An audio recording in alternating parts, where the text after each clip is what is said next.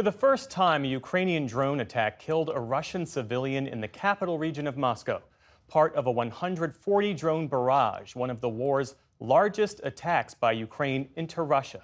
Ukraine had already seized territory the size of Los Angeles inside Russia's Kursk region. Also today, the U.S. accused Iran for the first time of transferring ballistic missiles to Moscow for use against Ukraine. Here's Nick Schifrin with more. The unmistakable drone familiar to Kyiv, now exploding in Russia's capital. The war has come to Moscow. This is the city's suburbs, where Putin had promised the war would never visit. By day, the apartment complex, a purely civilian target, badly damaged by a single Ukrainian drone.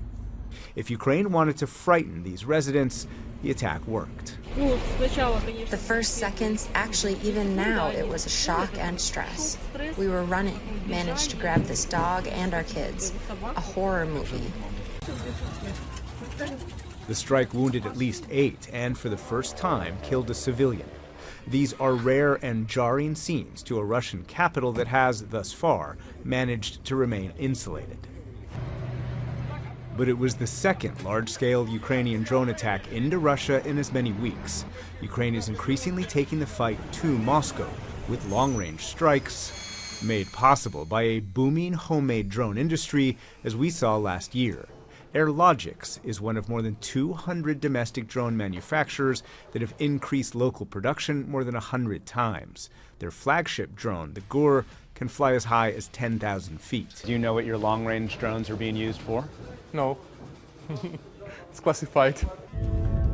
But Russia has built its own drone arsenal and is even manufacturing Iranian drones inside Russia with the help of Chinese components. And today, the U.S. confirmed Iran for the first time shipped Russia ballistic missiles.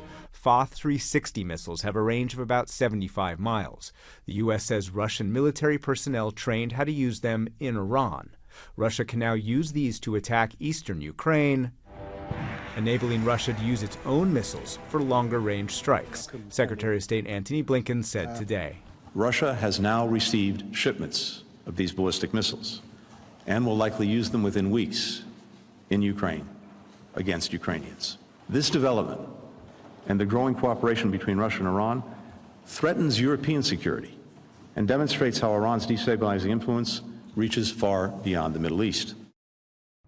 In response to the missile transfer, the U.S. announced new sanctions today against Iran Air for helping procure weapons and Russian shipping companies for helping transport weapons. And European capitals restricted Iran Air's ability to fly to Europe. To discuss the Iranian transfers and Ukraine's drone attacks into Russia, as well as U.S. support for Ukraine, we turn to Daniel Byman, professor of Georgetown University and senior fellow at the Center for Strategic and International Studies. Dan Byman, thanks very much. Welcome back to the NewsHour. You recently returned from Ukraine. Why do you believe Ukraine is trying to bring the war into Russia? I think there are a lot of factors. There are some basic military goals. Ukraine is trying to disrupt supplies going to Russian troops in Ukraine itself. It's trying to stop Russian attacks from Russian soil into Ukraine by going after air bases, by going after military depots. But I think much of the goal is political. This is a war of attrition, so morale on both sides matters tremendously. And the government is trying to shore up the morale of the Ukrainian people themselves by saying, we're hitting back, Russians are suffering just like we've suffered. And at the same time, it's trying to show ordinary Russians that they cannot remain immune from this, and to shatter the image that Putin has been trying to convey that everything is fine, Russia is winning, and that ordinary Russians can simply go about their lives without the war disrupting them. And the last thing I'll say is that these attacks give Ukraine some ability to bargain with Russia, that Russia has been doing far worse and far more furious attacks on Ukraine for almost since the beginning of the war. And with these types of attacks on Russia itself, Ukraine can say, look, we can hit you too. Maybe we both reduce long-range attacks. It's also the possibility of saying, you need to eventually withdraw and have a political settlement because this war is not going to be won the way you think it is. Is there a military risk on the flip side for Ukraine, though? Ukraine took some troops from eastern Ukraine, from the Donbass, especially on Pokrovsk, where Russia is making gains around that key transport hub in eastern Ukraine. They took troops from there and moved them into Kursk, into Russia, degrading its ability to defend Pokrovsk. Is there a risk in Ukraine focusing on trying to get into Russia? There's absolutely a risk, and I would say a very high risk.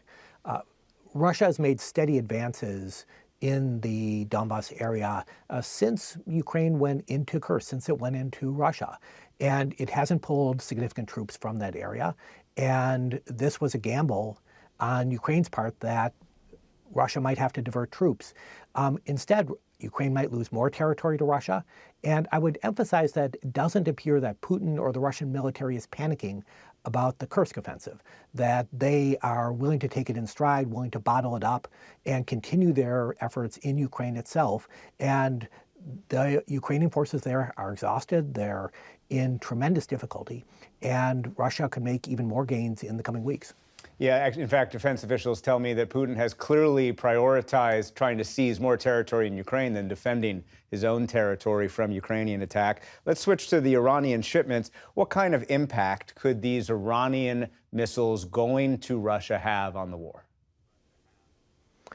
The missiles themselves are not going to be game changers, but they do make it easier for Russia to continue the war. These missiles will enable Russia to continue short-range attacks and then use its existing longer-range systems to continue a heavy level of bombardment of Ukraine. And again, this is a war of attrition, and it's required huge numbers of munitions, missiles, and so on. And by having more from Iran, by having support from China, this has helped Russia continue the fight and put a lot of pressure on Ukraine, even after a lot of its own initial reserves have been exhausted or at least in more short supply.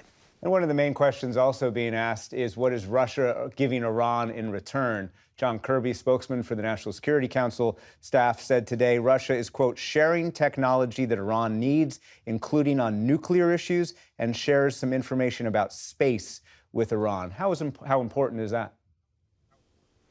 This is potentially a game changer for Iran and for the Middle East.